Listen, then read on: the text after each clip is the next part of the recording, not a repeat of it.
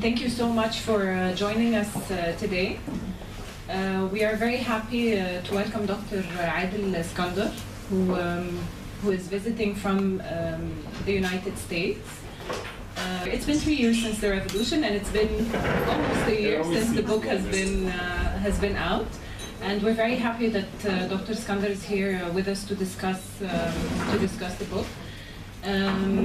He's going to give a talk, and then we're going to open the floor to discussion and questions and answers if there's anything you would like to ask Dr. Adel. I was talked into writing what would otherwise be meditations and musings and reflections that one keeps in the repositories of their cerebral cortex, and decided to put it into press. And it was really a very trying and very turbulent experience as a whole. I'm a diasporic Egyptian in every sense of the word. I was born and raised outside of Egypt, and so my reflections on Egypt come with the weight of geographic distance and spatial distance and psychic distance from Egypt, which means that nothing that I say is particularly authoritative. So I want to sort of admonish and banish the view that either I or anyone else really who speaks on behalf of either the masses, or speaks to or claims to represent a cadre of people who have some sort of elite knowledge about what happened or happens in Egypt or might happen in Egypt. People who claim to be able to forecast what tomorrow brings or what yesterday means. So nothing that I have written in this title or elsewhere claims to be such or should be perceived as such. This has been a real struggle as a whole, in every sense of the word, because the Egyptian revolution has been a turbulent experience for everyone involved in it and everyone who's tried to contemplate it and tried to express it in any way, shape, or form. My foray into this, and this, admittedly, I came into the discussion of Egyptian politics and Egyptian cultural expression and literary expression and cultural production from the standpoint of someone who, in and of themselves, is confused about what it means to be an Egyptian. I'm a hybrid and someone whose background is very creolized and very confused and very unsettled. I've spent most of my life sort of traversing borders and not really understanding what anything means, but nevertheless holding Egypt in high regard. And I've come to understand Egypt through the reflections and meditations of people who have experienced or written about and described Egypt at a very different era. So we just so happen to be in the company of Mr. Ahmed Touran, who's sitting on the second row there. He is one of Egypt's most preeminent cartoonists, and someone who I've maintained a relationship through my own father with him for much of the last 20-30 years, and listening to him reflect about what does it mean to dissent, what does it mean to be oppositional during various periods. Before 1952, he started drawing as far back as 1948, all the way through until this current moment. So oppositional politics are nothing new. I started writing for Egypt Independent at a moment where there was a tremendous amount of defeatism. There was the belief that the status quo could last indefinitely, that nothing was going to change. This is late 2010. Sure, there was the killing and the death of Khalid Said and the tumult that ensued and the dynamism in some streets, but I always felt like it was a drop in the bucket, or it felt like a little tiny ripple that couldn't necessarily shift things. And then we saw things really sort of escalate in a very dramatic way. A lot of it was decontextualized, and I have to admit that we all participated. By we, I mean most commentators, most people who ended up getting a platform in front of a television camera, who got a platform in the print press, or had an opportunity to express themselves. I mean, this is these are privileges that one should not take lightly. The majority of the Egyptian public does not get the opportunity to sit at a table like this and to share their musings. So this comes with a tremendous amount of weight, and there was a significant amount of miscalculation on our parts. I mean, even if we were mindful of the socioeconomic circumstances that in Egypt, whether it's the IMF and the World Bank conditions and structural adjustment and the absence of trickle down and crony capitalism, and I mean, you name it. I mean, the range of problems in Egypt are almost unfathomable and immeasurable. With that being said, we, irrespective of how much we tried to express, we were still operating on the margins. We were still expressing things that are just a little tiny speck in the grand scheme of things. And yet we spoke with a tremendous amount of authority, as if we knew what was happening here and now, and that we could interpret and understand what was going to come later. Because of sort of a deep disenchantment with politics in Egypt, I have not written anything about Egypt since June 30th. And it's part of it is the sort of the inability to utter, if you will, and the inability to understand or read the landscape. And that, I think, one could have been wise enough to recognize that it didn't take June 30th for that to happen. One could have felt crippled prior. It's just that, there was that sort of screen, that shadow that covered one's eyes. Nevertheless, the only thing I could do is to go back and revisit an article that I had written previously, and it's called Egypt Dares to Defy. And Adel of Medal Masr asked me to go back and look at this article and see what it might mean to rewrite it again, in knowing what we know today. And so everything was rewritten in past tense and in track changes, so you could see what the words were before and what they are now. And I have to say, it was probably one of the most trying and difficult exercises in composition that I've ever had, and has in fact entrenched my ability to write about Egypt even more. So it's a blessing and a curse. So I thank Linat Allah who isn't here, but I also admonish her for pushing me to do that. Nevertheless, the articles in this book really sort of struggle with and grapple with day-to-day life in Egypt, but from the prism of these moments of confrontation. There are a few threads that run throughout the book, and I have to say they come from my own theoretical training and my academic training. As a media scholar and as someone who's particularly interested in representation and symbolism and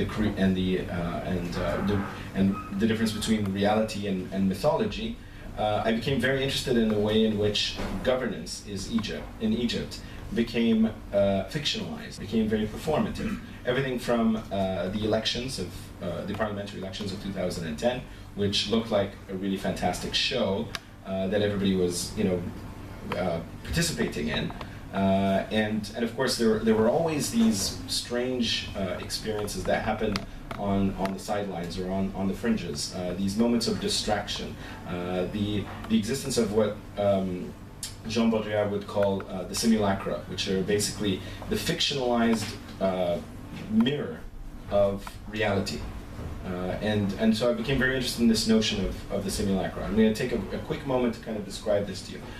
Imagine if, this is a hypothetical situation, and hopefully it's hypothetical, because with the environmental circumstances, you never know what might happen. But in the few years prior to the revolution, there was a lot of talk about how the water levels in the Mediterranean Sea are rising, and the delta is sinking, and that in 20, 30 years' time there will be no delta, and Alexandria will be submerged. Everybody familiar with this whole discourse, and that Egyptian scientists were traveling abroad and having these these scientific meetings to try and rescue Egypt from sinking underwater. That would be the new Maldives, and so the idea. Imagine if Cairo were to actually disappear, if Cairo were to sink underwater. Okay, imagine.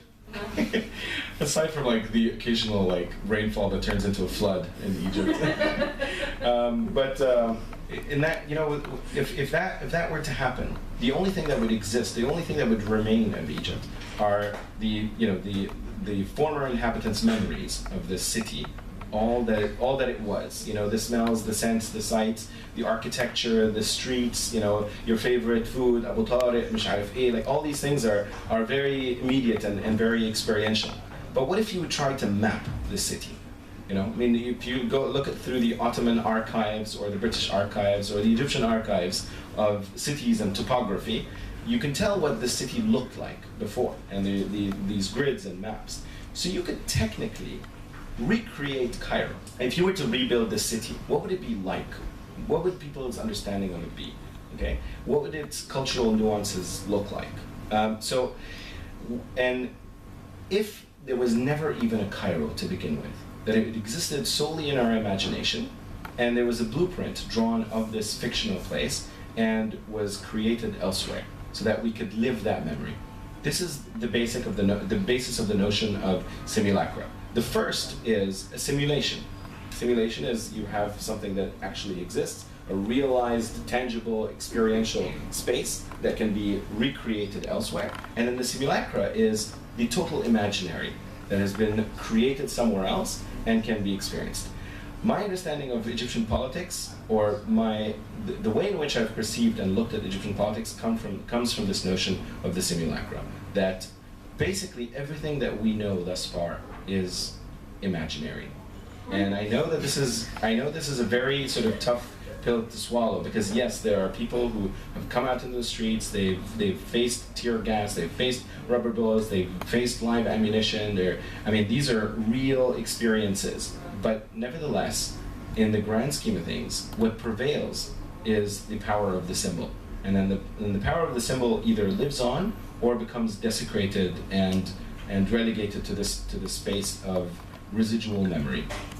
So during the parliamentary elections of 2010, shortly thereafter, in the whole sort of craze surrounding whether or not there were irregularities or they were fraudulent elections, there was a story about a shark in the Red Sea that happened to have devoured, I think, 1 or 2 people, and then there was open discussion about the descent from Israel. And they had for those of you who've seen Austin Powers, they have laser beams on top of their heads. They can just fire it. So there are all these very, very strange fictionalized mechanisms of distraction and to deviate attention away and to create what appears to be a parallel space that subverts the real.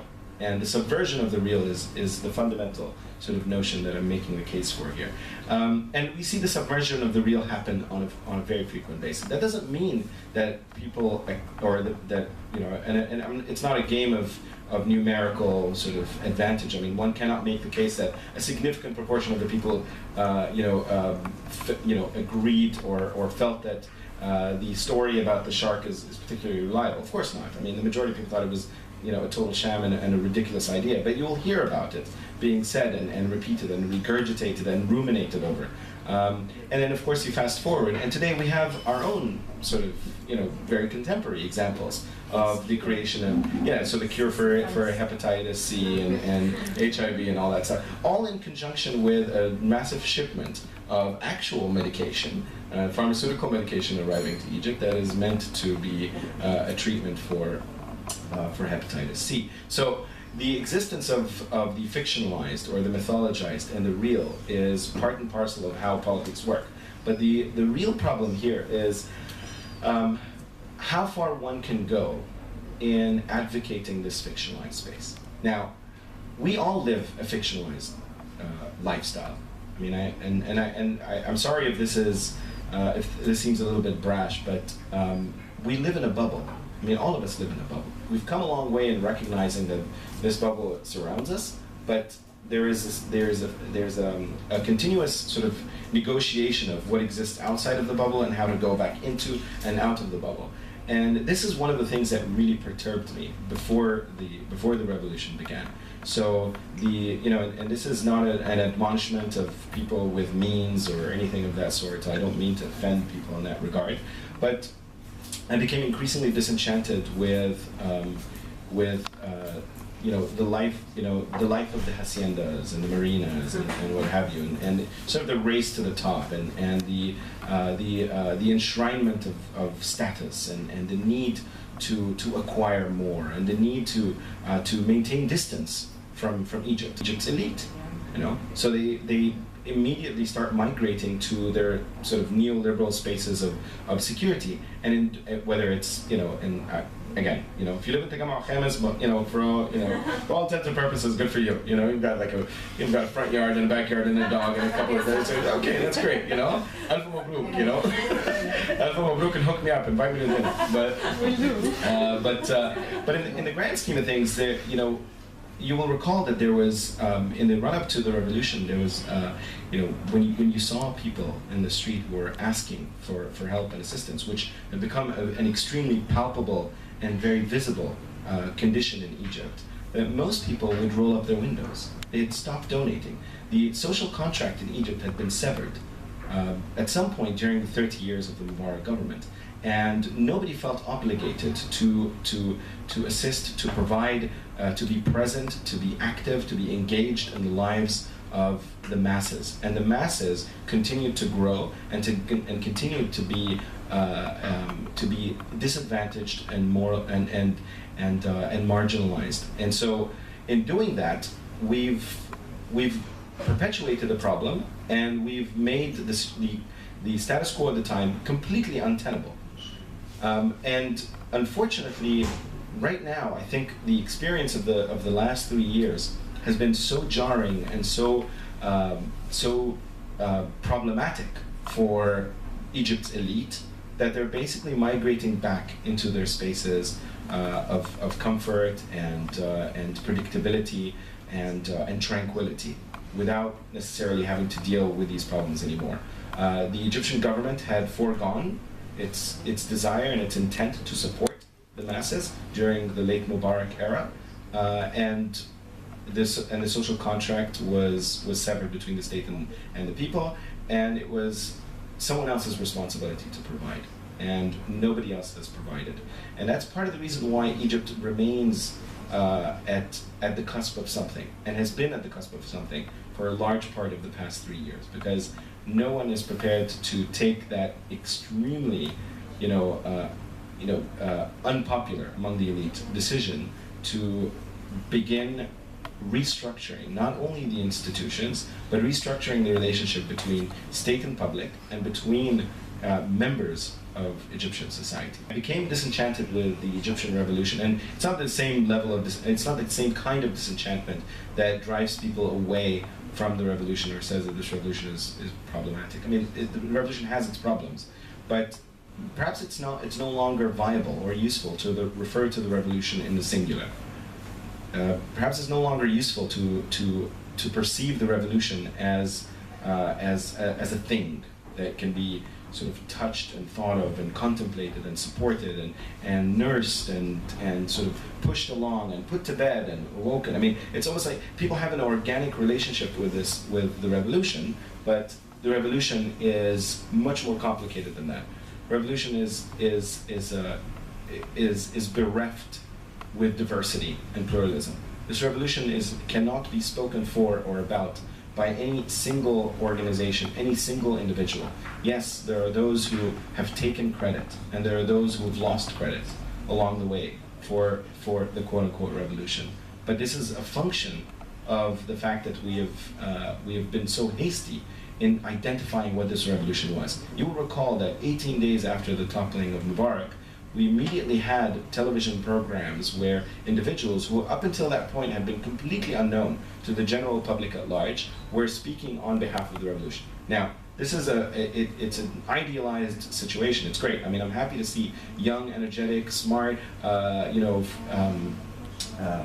forthcoming, imaginative people step up to the plate and begin to contemplate where this country should go next.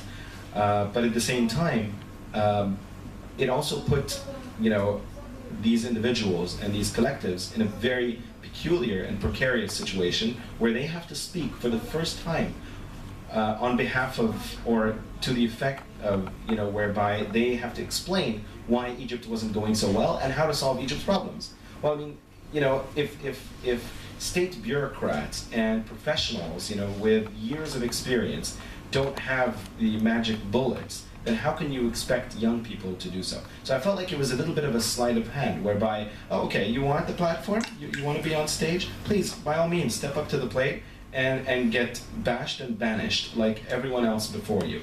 And so, the excitation and the enthrallment with having an opportunity to speak and to challenge and to stand up and to sort of be jubilant in this great moment of incredible utopian euphoria becomes a moment where, again, the simulacra is right there. I mean, it's the moment of realization that the revolution, with all that it stands for, bread, freedom, social justice, all the sort of iconized statements, is incompatible with, or doesn't speak to, or cannot answer the call of duty on the ground. And that means that when the public awakens to the existence of the simulacra, it no longer becomes viable. If you realize that the city in which you live doesn't exist, then it doesn't exist. Think of it as the Matrix, for instance. It's like, okay, when Neo awakens from being living in that little tiny, cubicle receptacle where he's being fed, and he's like, oh, what the heck is going on? It's over. The whole sort of thing just falls apart. In the same way that the Mubarak government fell because people awoke, and the Morsi government fell because people awoke, and any government, any subsequent government, any subsequent political, economic, social, and cultural environment is untenable so long as we're living in the state of the imaginary. But nevertheless, the imaginary is a critical part of challenging the imaginary. The only way in which the simulacra can sort of can dissipate is with the resonance and the power of another image. And these images are ones that we hold dear.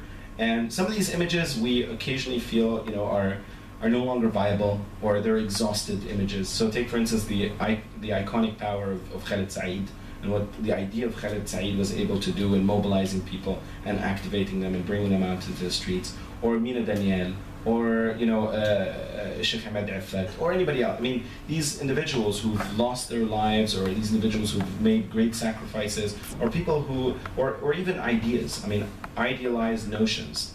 They, in some ways, live on in memory, and they become very, very sort of contestable spaces. Take, for instance, literally, I mean, in driving around Cairo, and I haven't been in Cairo in a couple of years, but there's still fresh paint that reads Jika on it. I mean, it's not. This is very palpable. It's very immediate, and this four-letter word means something to a lot of people.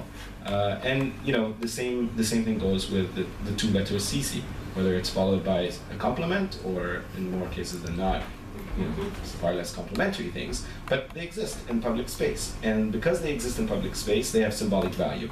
And because they have symbolic value, they are a critique of the status quo.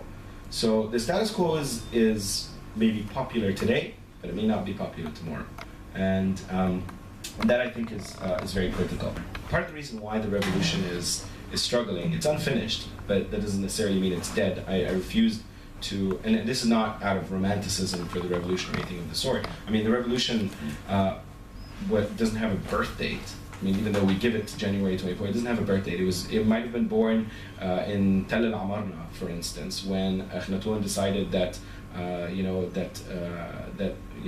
Atun was no longer the god, and it needed to be Amun. It could have been at any point. It could have been, a few hundred years later, when workers in what is now Dir al-Bahri decided to challenge the authority of their superiors because they weren't getting their rations and food.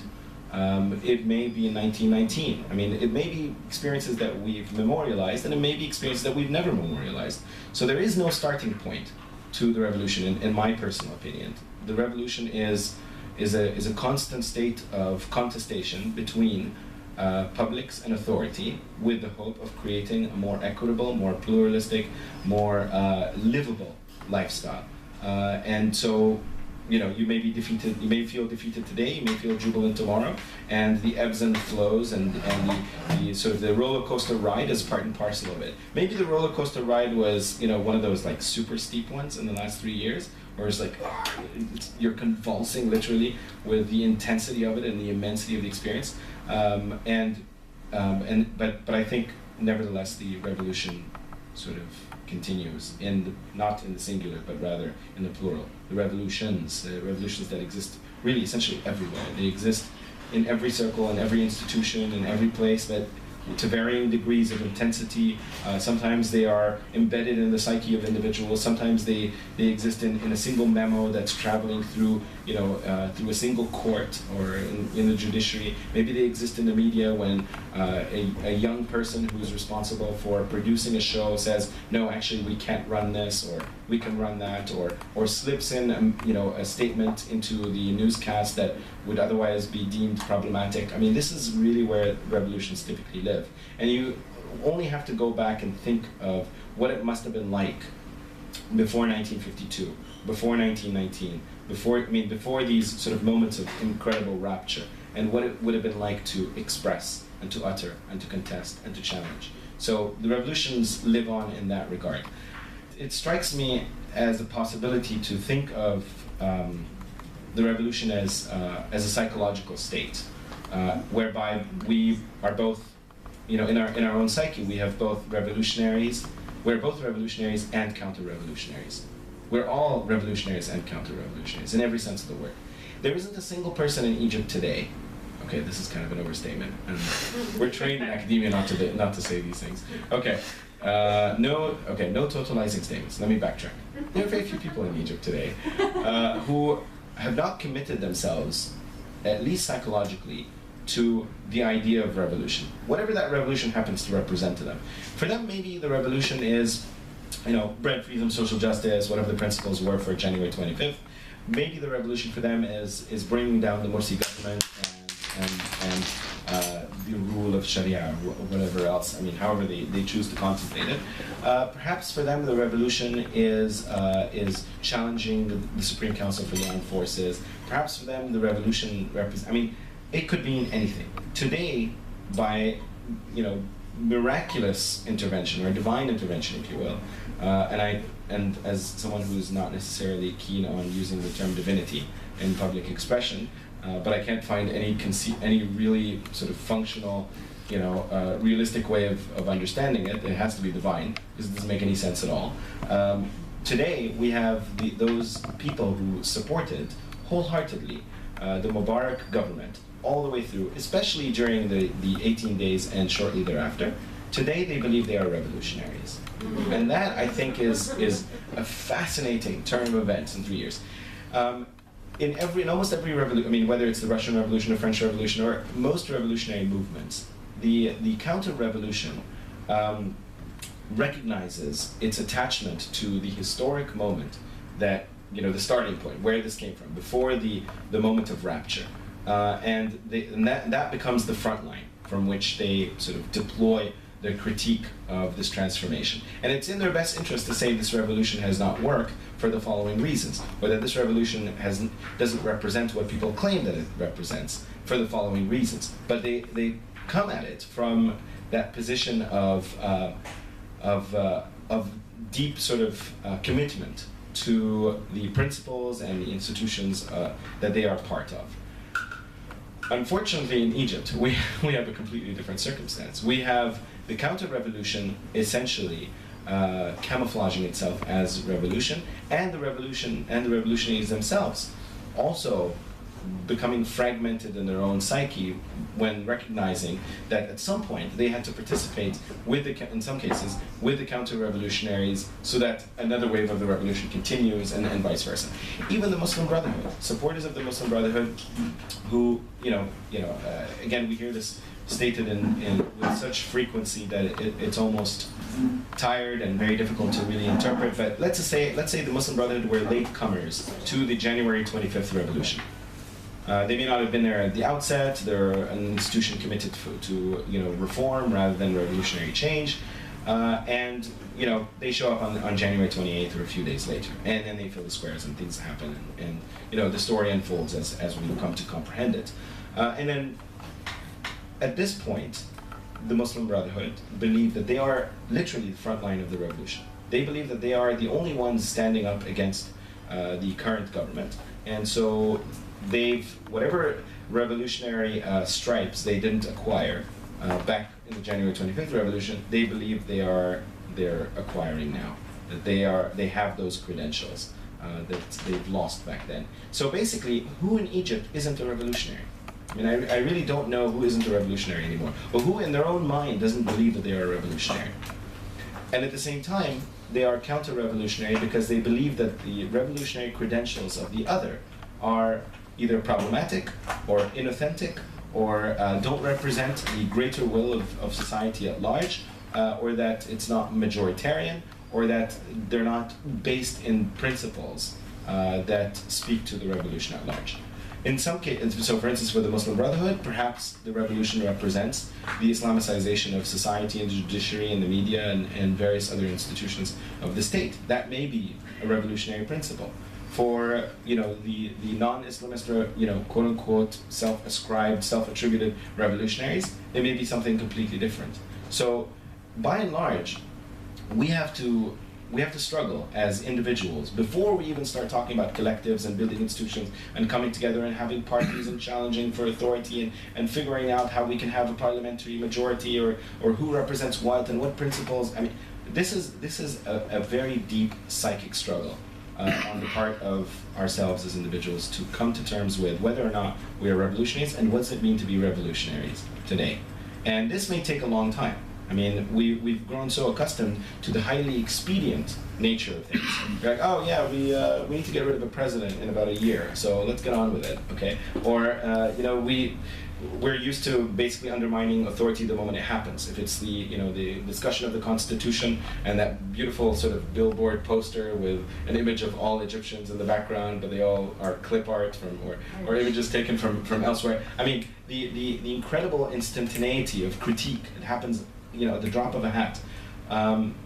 These things give us the impression that change can happen and can happen now. But unfortunately, change doesn't happen quite that way. And perhaps that is the greatest simulacra of them all. The idea that change has happened. That change happened on February 11th. That change happened on January 25th. That change happened on June 30th or July 3rd or any other subsequent date. Or that the people who were killed in Mohammed Mahmoud or Masbir or Malik Saud, that really significant change happened during those times. Even when we think that the participation is low, it's not low. Even when when Muslim Brotherhood supporters come out and protest, some people would like to believe that their numbers are very small and dwindling and insignificant and irrelevant. But they're not. In the same way that the protests of June 30th were sizable, and January 25th were sizable, and the protests in Mohammed Mahmoud were sizable. They're sizable enough to matter. And because they matter most to those who participated in them, they're just not going to go away. What matters most in the memory of most Egyptians is the revolutionary moment. And that is not going to go away. Intellectually speaking, it's not going to go away. We will continue to hear about the revolution, whether positively or negatively, for much of our lives. And that, I think, is refreshing, because the revolution or the revolutions will remain that contestation that we will live with. It may give us fatigue, it may exhaust us, it may wreck us, and leave us completely sort of, detached. But nevertheless, it is a refreshing thing. And I'm going to sort of leave you with a single sort of paragraph from the end of the book. AUC Press were kind enough to say, okay, so these are a bunch of articles that are largely disjointed. They're chronological, but they're disjointed. They deal with different things, everything from sort of gender and sexual abuse and harassment to public space and how Egypt's wealthy live, in relation to society at large. They also deal with football and Egyptians' obsession with nationalism in the form of football, and how football becomes a source of political distraction, and how that turns into the ultras movement, et cetera, et cetera. So there are a lot of different things, and they're very disjointed. So when AUC Press said, okay, if we're going to turn this into a book, there has to be something that will bring it all together and make it cohere. I'm like, well, if you're trying to find coherence in the revolution, then you've come to the wrong place. But I did have to end it with what the lessons of this revolution might be. And so this is, a single paragraph that closes the book. So it says, the lessons of Egypt's unfinished revolution are plenty. Don't celebrate preemptively. Don't valorize and glamorize the personhood of political leadership. Don't trust state authority to reform state institutions. Don't allow ideological rhetoric to guide your views irrespective of observable contradictions. Don't count on elections for deliverance. Don't expect allies of your once authoritarian adversary to serve your best interests. Always question pragmatic realist politics. Acknowledge and constantly challenge pre-existing counter-revolutionary tendencies in the rhetoric of revolution itself. Do not lose sight of the subaltern, those who are most marginalized, irrespective of the shifting contours of power. Always question identity-based populism, even if it seems convenient or makes sense in a moment of false epiphany. Even when they sound transcendental, humans do not speak for deities. And lastly, for those of you who know about Omar Salah, he's a 13-year-old boy, and I implore people who are reading the book to look him up, to Google the name, and hopefully, and because this book is available to Western readers, they may not know the story, but I asked them to look up who Omar Salah is. He's a 13-year-old boy who sold sweet potatoes for Tahrir and had nothing to deserve, had done nothing to deserve deadly bullets of a soldier on the 2nd anniversary of Mubarak's toppling. It is the Omars of Egypt that this revolution must answer to. It is the Omars of Egypt who will decide whether or not and when this revolution will be finished. Thank you.